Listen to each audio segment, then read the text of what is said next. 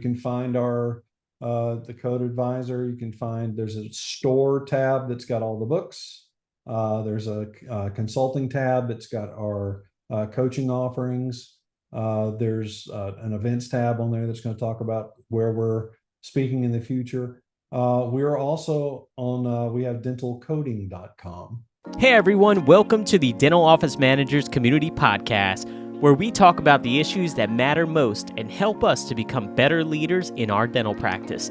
I'm your host, Kyle Summerford. Let's dive right in.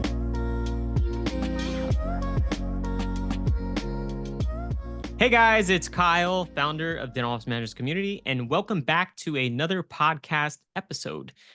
Today we have Greg Grobmyer from Practice Booster. Greg, thank you so much for coming on today. Always happy to do this kind of thing, and especially with a fellow coding nerd. I know you're into it too.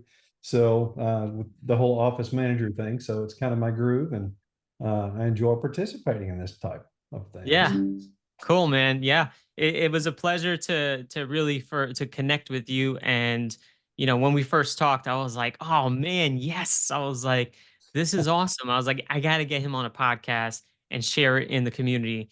Because yeah, like you said, I love coding, you love coding.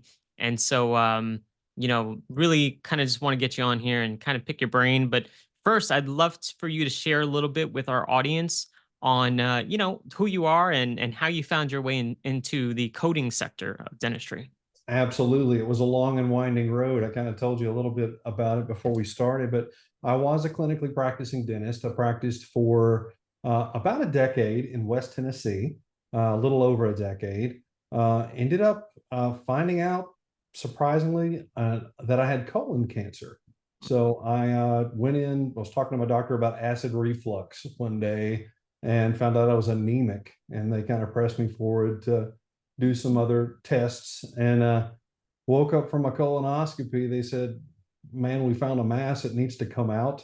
Would you like to do it today? And so literally got put back under, had half my guts taken out that very same day. And I continued to practice for another 6 months while going through chemotherapy. But the chemotherapy it's a platinum containing drug. It's very, very common to cause peripheral neuropathy, and that's exactly what happened. I got to Christmas time and couldn't really button buttons on my shirt anymore. I knew I needed to step out of picking up a handpiece or working on anybody. So, Wow. had been working a week and then off a week, dealing with the chemo and the effects of that, but had to exit. And so during the 10 years that I was in dental practice, I was a client of several different practice management coaching companies.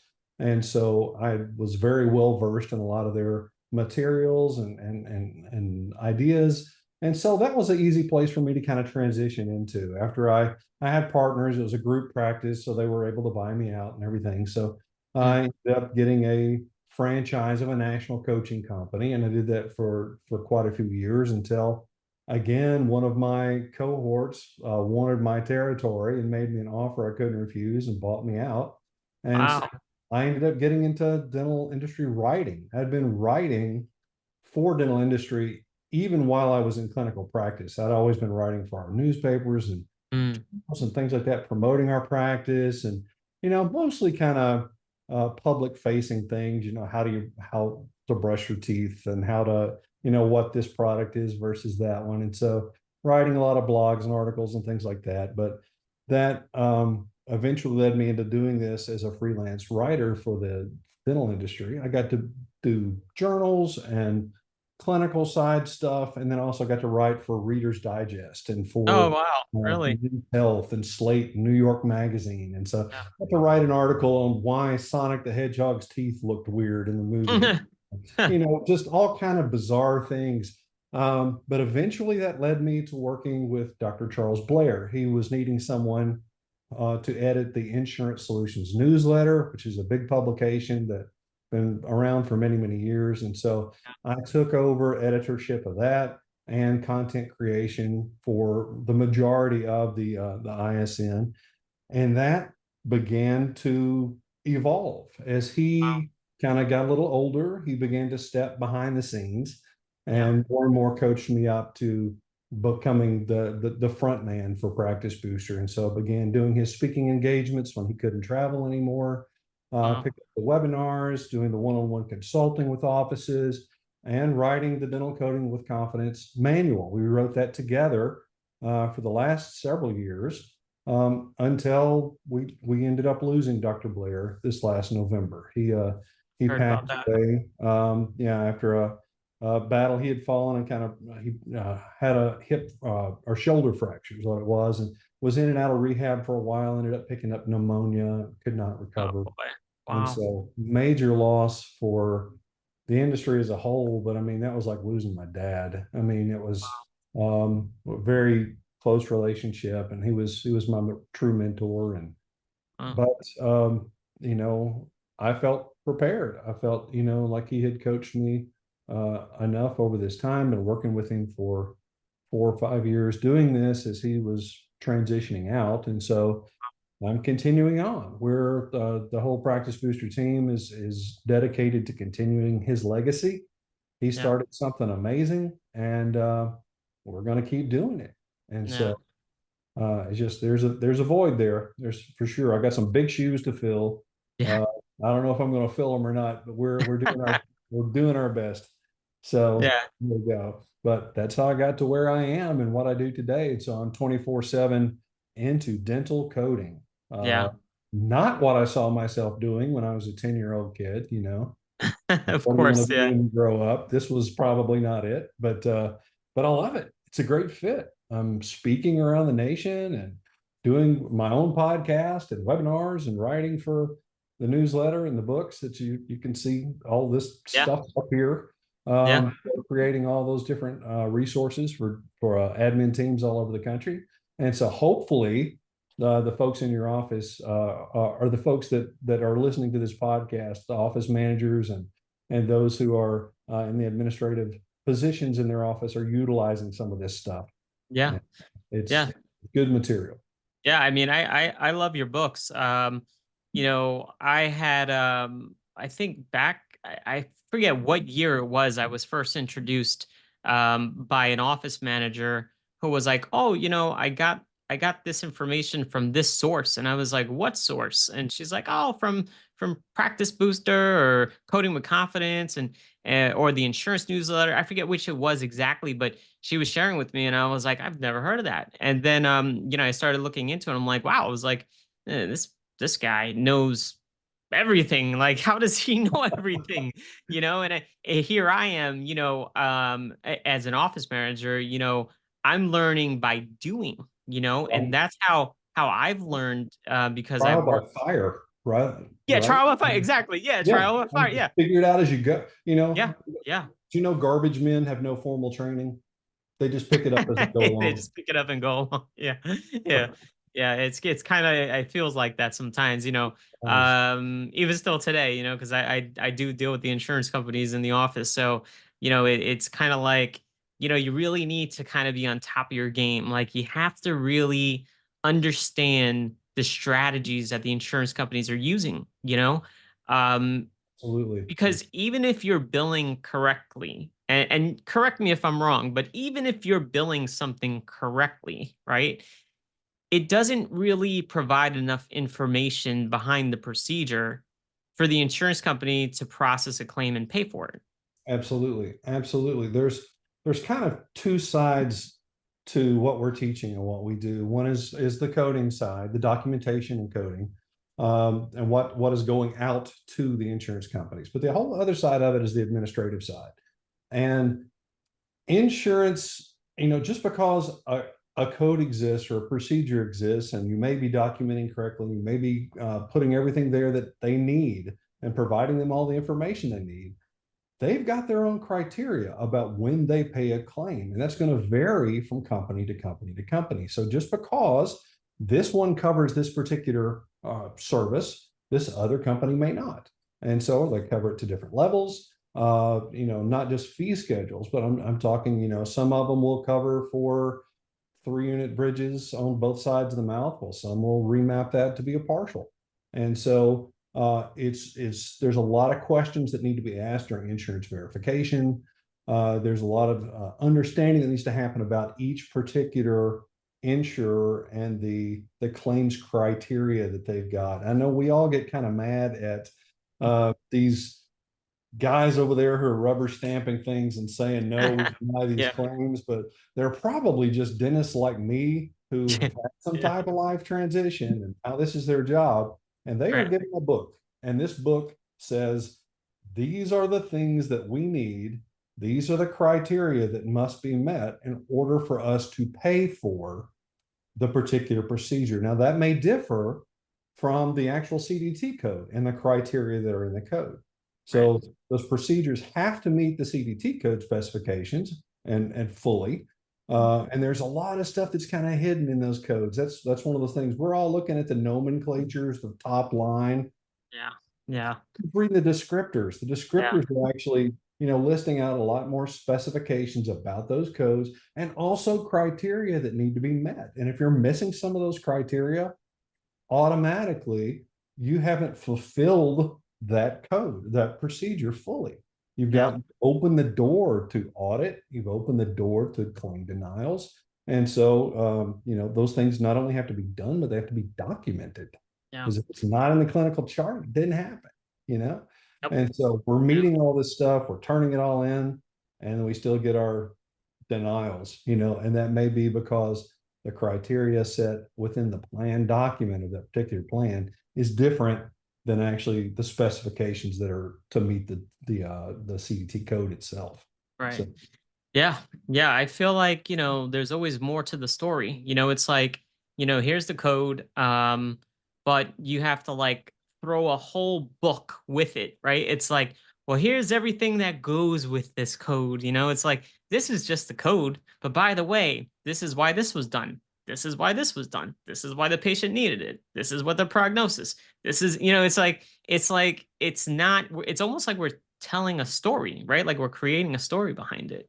absolutely, it's the clinical documentation is probably the biggest void in dentistry. Mm. Nobody's doing it enough. Very few are doing like a full out kind of soap note type Yeah. deal where we're talking about why we did what we did and what the other options were, and getting good informed consent, and then documenting every little step that happened and why we did it, and then taking images, making sure you've got those intraoral images pre-op, post-op, including those things along with dental claims.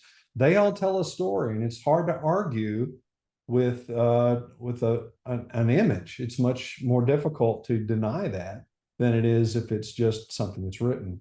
And more, and I know you see this too, they're asking for the actual notes of the date of service as a narrative.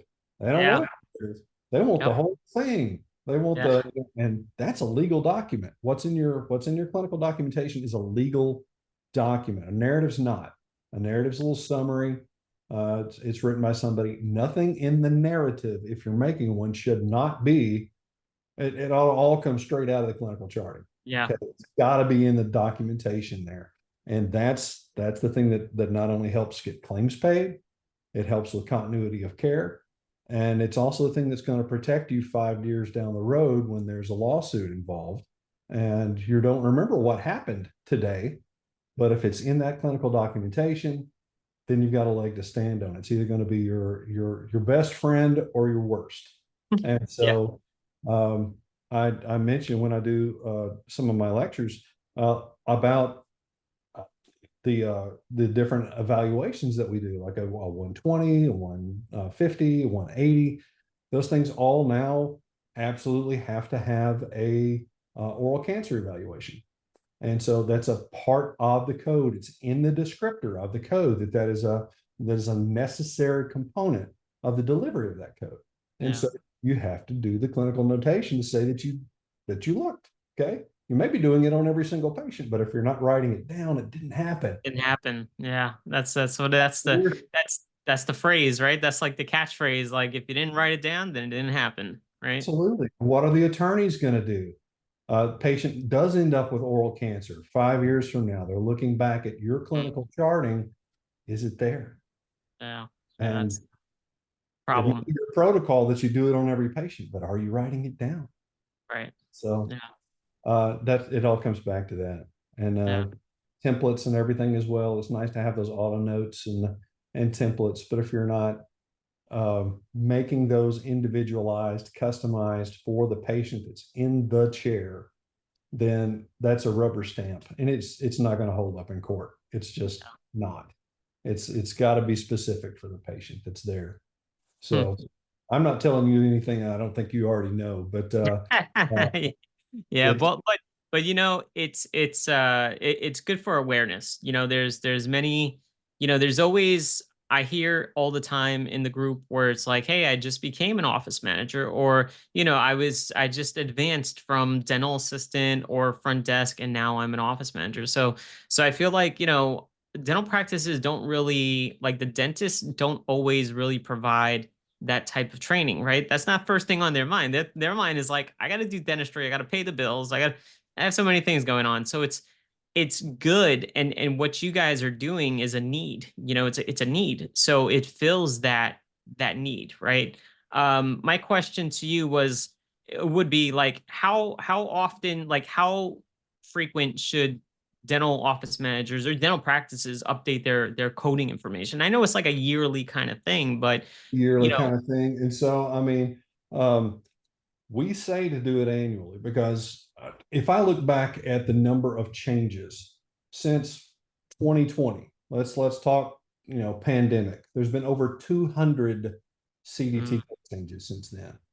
And so we've got, more every single year. January 1, they're taking out some codes, they're putting in some codes, they're changing verbiage, they're changing particular criteria. There's a code that you maybe having used for a very long time, and now you find out that there's a component of that that you're not doing. The 210, the comprehensive series of radiographic FMS. images, that one changed just a year or two, and it includes some language now that says, hey, you should be taking PAs of areas that are edentulous, PAs where there are no teeth.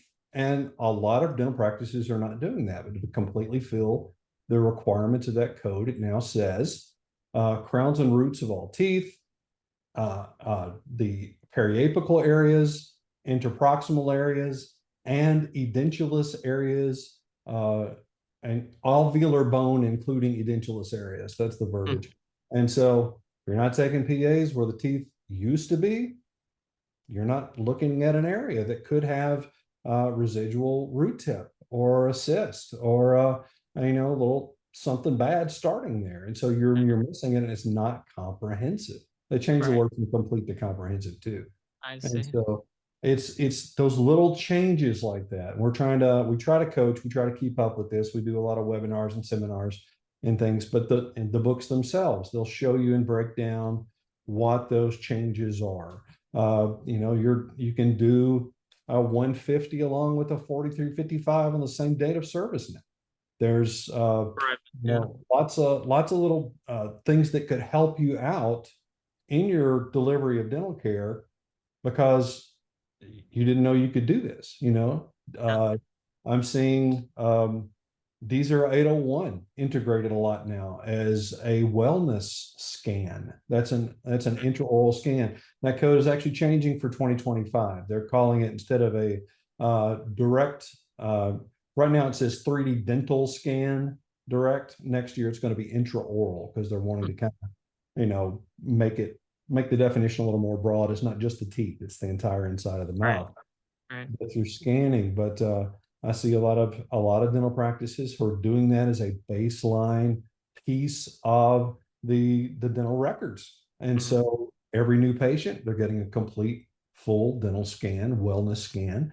Year or two down the road, then you can do some comparative scans. You can take a new one. There's a digital subtraction code. You can actually take this scan and one from a year or two ago. You can see how the teeth have changed. Have the gums receded? Is this lesion getting bigger? Mm, What's going on? So and you can charge your bill for that. yeah. So those are all new procedures, new techniques. Technology is evolving. The Yeah. whole Curadont thing, D0 or D2991. That's a new code for that's application of hydroxyapatite regeneration medicament. It's a good mouthful, but Yeah, tongue you're twister. I know, actually able to treat those little kissing lesions, those little things you've been writing watch on for so long. You Yep. can now actually do a treatment to make those resolve instead of just watching them get bigger, you know, because that's what we Yeah, do. We yeah, like watch, yeah. we keep watching until Watch. eventually we do a DO and an MO. Yeah. And now there's a way to prevent that, and it's much more conservative, and it's a better way of doing it. And so new technologies come along, new coding comes along, and so they pull out the old stuff, they put in the new. I get to go. I get to go and participate in those meetings every year, which is pretty cool. Yeah, that was going to be my next question, Greg, how are codes created? Who comes up with this stuff? Absolutely, and that's really kind of a neat thing. First off, the code changes that are proposed come from anybody. It's Hmm. not just the ADA creating these things or some guy in a back room. It's you. You Yeah. know, if you figure Yeah. out, hey man, I'm doing this procedure and there's not a way to code for this. Or here this new thing that just came out. There's not a it's an entire new proprietary way of doing something. Mm. And so if it's a new methodology, a new mechanism of action for doing the thing that it is, it could get a new code. And so people propose these codes. If you go to ADA's website, there's actually a link there that you can click, and you fill out a form. If it's in by November, they look at it the next March. Okay, Hmm. and the folks that look at it are it's the ADA. The ADA has what they call their council and dental benefits, and as a part of that, they've created the Code Maintenance Committee. The Code Maintenance Committee is 24 voting members. Only 5 are from ADA. 19 are from other places in the industry. The Oh, wow. AGD's got a vote. Each of the 12 dental specialties are represented there. There's now Wow. 13 actually categories of service, but we don't have a sleep apnea specialist yet. I see. But that's all there. And then some of the dental payers are there too. Delta Dental's in the house. Okay. Really? Medicaid is there. CMS is there. Wow. NADP is there. They've got a vote. There's less of Oh, them there than wow. there are of the dentists. So Huh. if the dentists want to get a code pushed through, sometimes the dental insurance people have to come along kicking and screaming because we want I'm we want sure. we want this thing, and so we'll create this code, but that doesn't mean they have to pay for it. Right. Okay, Yeah. that's a whole different conversation. We've created Yeah. this code, and now it may just be a way to document this step or this procedure. It may or may not be benefited for some time. So Yeah. we'll see. Yeah. So I'm interested, now you mentioned that part of it. Like, where does the conversation go after? Like, how does whether it's going to be paid by the insurance? Gotcha. Okay. Essentially, well, first off, on the floor at the Code Maintenance Committee, this happens at ADA headquarters up in Chicago every March. And there's a lot of bouncing around. There's going to be, we like the code as it is, or we want to make these tweaks, or no, we don't want this one at all. There were 91 proposals this Wow. last year that we had to go through. It took 2 days to go I'm completely sure. through Sure. all these codes, and do we want this, do we not, what do we tweak, well, how, what else do we need? And so you hear from both sides. You hear from the dentist side, and you also hear from the payer side. Okay, so you pick that up, and right there the code is created. Now, dental insurance, unlike medical insurance, is a defined benefit plan. It ain't insurance. It's a bunch of people somewhere, probably a smoky boardroom somewhere, going, these are the things that we want our employees to have, or this is how we want to design our plan. And there's a whole conversation about self-funded versus fully insured Holy plans. So shit, yeah. who creates this list of criteria? But Mm. they'll figure out, okay, is this a code that we want to cover? And essentially, they're selling a product, and the customer is the employers or potentially the dental patient, not the dentist. Okay, Right. we're not the customer here, and so they're trying to make it appeal to the employers or to the people purchasing these plans. And so, as such, they'll look at these different procedures and they'll figure out, is this something that looks attractive? Is this a thing that we think is going to be commonly done? Are the other dental insurers going to be covering this? And then Nice. that's going to make their plan look more attractive than ours. You know, Mhm. oftentimes once a new code comes out, it takes 2 or 3 or 4 or 5 years before they figure out first what the heck it means. A lot of Yeah, times, can and imagine. there's still some codes that have been out there for a long time that have UCRs on them that just don't make sense. And so that's out there. But um, Could you give us one of those? 6091, Oh, replacement of the replaceable part of that's when you've got like a removable denture and you got the O-ring or the yeah. gasket. Okay. What is that? They cost you like a nickel. I mean, it's a little piece of rubber that's this big. Okay. Yeah. Yeah. Usually when we're doing fee analysis, I'll put somebody at, 50, $60 mainly for taking those out, each one putting in a new one. Okay. You look at the UCRs on that from fee schedules, it's like $700, $800. Yeah. Why? Yeah.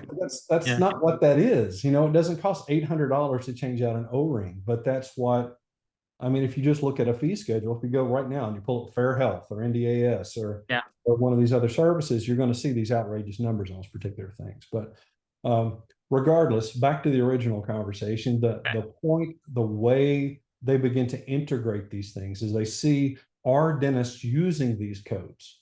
So Mm. these are 801 that I talked about earlier. Right now, it's not being benefited as a wellness scan. Okay. But the more and more that's integrated into standard of practice, that becomes like a norm for us to take a full mouth digital scan Mm. as a piece of a component of the initial records of a patient. Well, now you've got that as a baseline. And so put a nominal fee on it right now, but you're using the code, you're reporting the code. Eventually, insurers are going to say, okay, this is being done more and more, and we'll begin to potentially reimburse it. Delta Dental this year, and they're the big dog, right? They're the big gorilla in the room, Yeah. right? Yeah. This year started reimbursing for cone beams, Yeah. CBCT, I saw one that. per patient per year. And so, not with all plans, but with some, it's a great insurance verification question to ask. But if Delta is doing it, okay, that makes Delta look appealing. So, what are the other insurers probably going to do? Gonna jump in. Yeah. Very They have they possibly in have the next year, 2 or 3, they'll begin to say, well, we want to be competitive, so to. we need to start covering this service as well. So it's an evolution, and it doesn't happen overnight.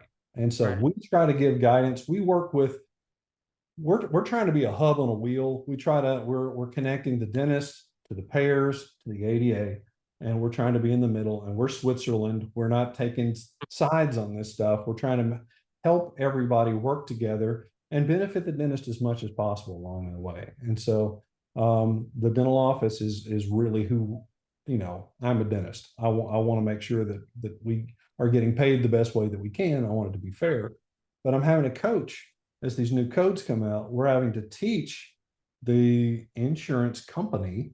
They're using our books. They're pulling this, and they're Yeah. they're they're talking to us, and they're saying, "What the Yeah. heck is this? What is this new Right. procedure?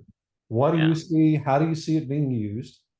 And so they're going to that, and so and then they're using that to create their in-house criteria, what they call their plan document. The Yeah. plan document is a big book.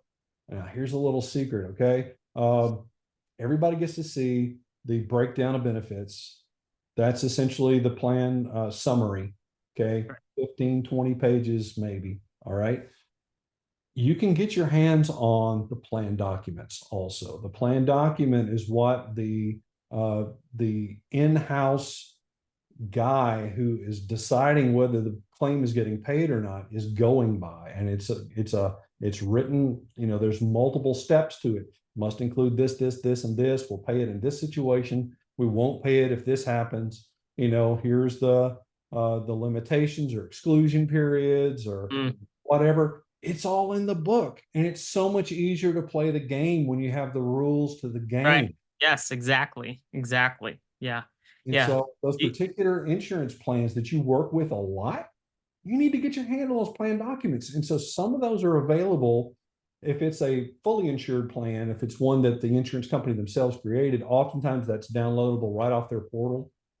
If it's a self-funded plan, one that was created by an employer and funded by an employer, you may have to go through HR. You can't get it yourself, but you can ask a patient to get a copy. They've got, because of consumer protection rules, there's laws in place that they have to be able to have access to that. Yeah. And so they can get you a copy of that. And then you've Now, got the rules to the game. yeah. So Greg, I love it. That's, you kind of just touched a little bit on kind of what I said, where it's like, if you don't have the whole story, right, then you're not going to get things paid. But at the same time, you have to know what kind of story you're telling, right? Because it's like, do as bill what you do, but at the same time, you have to document it. There's so many like aspects that work together for getting claims paid, which to me I always found fascinating. I was always found it fascinating that it's so complex, right? It is Right. complex, but you can make it easy on yourself or you can make it difficult. Right? So, you can send a claim 100 times back. Oh, let me send it back. Let me send it back. It's going to keep getting rejected. But if your Um, clinical team is not putting the right stuff in the chart to begin with, the office managers can't do their job. yes, yes, It yes, starts in the exactly. back. It Yep. starts in the back. When I coach with offices, we do what's called a revenue enhancement program. It's a 3 hour consult where I looked at the coding that is done within a given office. And then I will do a walkthrough of that with the dental team. Mm, And when I do that, I like to have everybody there, not just the office admin team or the insurance coordinator. I like to have the hygienist there, and I yeah. like to have the chairside assistant there because they're the ones that are capturing this information and putting it in the computer to begin with. They're Right. the ones that know. They're the ones that are their chairside and they can tell you what happened that day. If you're up Exactly. front, you have no idea. You have no idea what's going on back there with that patient, except what's in the clinical notes. Right. And so, we'll walk through and I'll do code coaching essentially on integrating the different things, using the 180 instead of just the 150. That's a big one. That's a Yep. big one for practices. Integrating 4346 into your practice. That's a big one. Those are opportunities that a lot of practices just aren't using those codes, and there's the potential for a higher fee, for higher reimbursement, and it's just the better code. It's more Yep. descriptive of what it is that you're doing. And then you Right. got to know what attachments, what needs a photo, what language is being used in the narrative. We've got the majority of these claims being auto adjudicated now. They're looked at by a computer. They're being scanned before they see human eyes. They're looking for keywords. We That got to have the right keywords there. You got to have the right parts and pieces there. It's going to immediately be kicked back before you even have an opportunity to plead your case. And yeah. so, yeah, knowing what needs to go with each type of procedure, that's a lot of the information that we're putting into these books, is what's necessary. So, doing those revenue enhancement seminars, I can actually kind of walk through and talk about, well, this code needs this and use this Mm. link. And here's the core buildups. Oh my gosh. Core buildups. Yeah. Core buildups Love are core notorious. buildups. Yeah. Yeah, they're notorious about getting kicked back though, getting denials. And Yeah. so there's certain language that needs to go there. There's certain images that need to go with that in order to Yep. validate that. And then sometimes you're still going to have a dental plan that says we consider core buildups integral to the crown. And Yeah. language is in their plan document. You ain't getting paid for a core buildup. I don't care how much it need to be. What Yeah. they're saying is this is not a covered benefit under our plan. Right. Not that you did anything wrong. It's that that's not a thing they pay for. They're not gonna pay. Yeah. Right. They're not gonna pay. Exactly. And if Yeah. you So sign that contract, you're saying, yeah, I agree with that. That's Yeah. cool. I'm okay with that. I'm okay with not getting paid. Yeah. Greg, let me ask you, you mentioned, claims are getting scanned by computers now. How involved is AI in the process of reviewing claims? More and more and more every day. Right now, the last figures that I saw, the ones that we're still using in our webinars and everything, was a little greater than 50% of dental payers are using AI to look at images, to do Mm, measurements, to figure out is enough tooth missing to validate a crown, is enough tooth missing to put for a core buildup, is there enough bone loss present to call this SRP? Okay. right.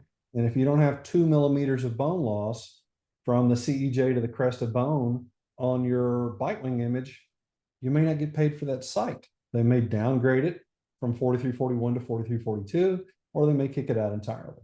And Yeah. so that's on the back end of it. That's a tool that's being used by the claims adjusters. Before it even gets to them, greater than 75% of dental insurers are using AI to scan claims to begin with.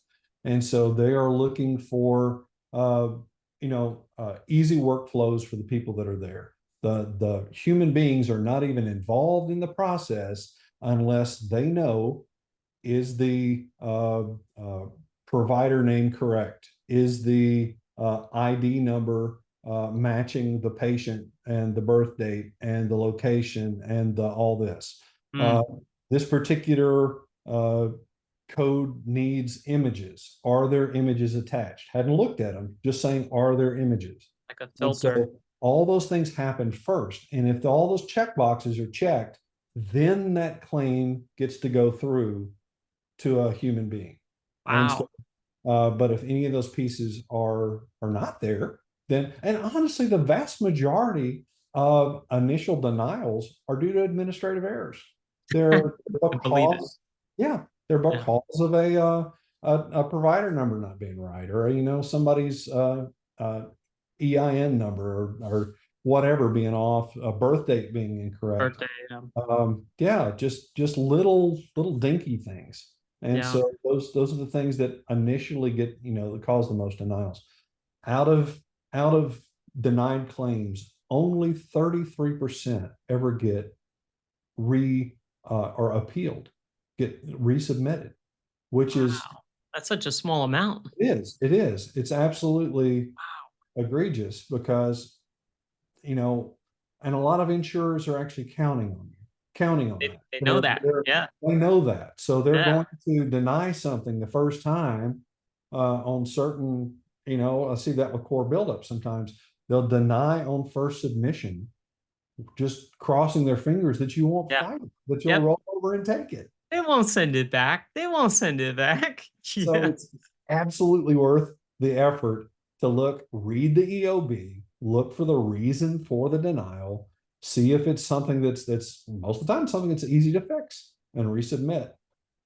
There Uh, are times where EOBs are difficult. We have a call center also. We actually look at these EOBs, we answer coding questions, things like that. And so, you pay a flat rate for the year and you can reach out to us as much as you want to. And so we'll review those EOBs and kind of figure out what needs to be resubmitted, how you can fight for things. Again, if it's some stipulation that's in their plan document that says, it's a criteria you haven't met, or it's a service that they don't cover, then that's it. I mean, there's not a lot yeah. you can do with it, but a lot of times it's a matter of not having the proper documentation. Right. 4346, that's that scaling in the presence of moderate to severe gingival inflammation. Yeah. That one needs images. It's so much more effective to show the claims adjuster that this is not a healthy mouth. If you've a prophy is supportive, it is preventive, it is not therapeutic. Okay. The reason that 4346 is down in the perio section is because you're saying this patient has a disease. Right. You Yeah. know, this patient has a disease. They've got gingivitis. They've got inflammation. And so if greater than 30% of the mouth has sites of inflammation, but no bone loss, then that's a 4346 patient. And to Yeah. be able to get that processed, okay, and not remapped to a pro fee, which a lot of them do, Yep. you Yep. have to say, you have to make the point with them that you are treating a disease. This is a therapeutic procedure, not a preventive procedure, not a Yep. supportive procedure. I'm not just polishing off stain or removing local irritational factors. I'm treating a disease, Right. and I'm trying to prevent this disease from progressing to an irreversible disease. And so, because once you got perio, once you've lost bone, it's gone. It's not coming back. Yeah. Yeah. Right now, with a gingivitis patient, a 43, 46 patient, you can turn that around. You can get them back to a state of health. And so it's a conversation that has to happen with the patient. And it's also a conversation that has to happen with the insurance company. You have to prove your case. So intraoral camera images of bloody, bleeding, nasty gums, Yeah. that's Yeah. helpful, you All day know? long, all day long. Absolutely. Yeah. Bleeding on probing, if you show, that greater than 30% of the sites that you probed bled, well, that's a piece of evidence that's backing you up. Yeah. Everything in that needs to be there needs to be showing medical necessity. Right. Yeah. That's it. And the more pieces of evidence that you can have that show medical necessity, the better odds of getting that claims paid, as long as it's a covered benefit and you're meeting all those claims criteria. Yeah. Love it. Love it, Greg. I love it. Listen, so I would love for you to share you mentioned that Practice Booster offers coaching. So could you share what other ways Practice Booster can help dental practices? Oh, absolutely, absolutely. There's a lot of things that we do. Of course, our written resources. We have all this stuff both in book format. If you like the physical copy, we also have ebooks. We also have it as an online version. It's an online database that's searchable, indexed. You can look through those things. So the books that are up there that you can see, we've got some that are. There's the coding book that everybody knows. There's an admin book. There's a book that just lays out its dental administration with confidence. That one is such an underutilized resource. It walks you through just about everything that the admin team needs to know about everything in their job. And so it's a handbook they can go to, and you can learn about a FedVip program, or how to legally give discounts, or can we do this or can we do that.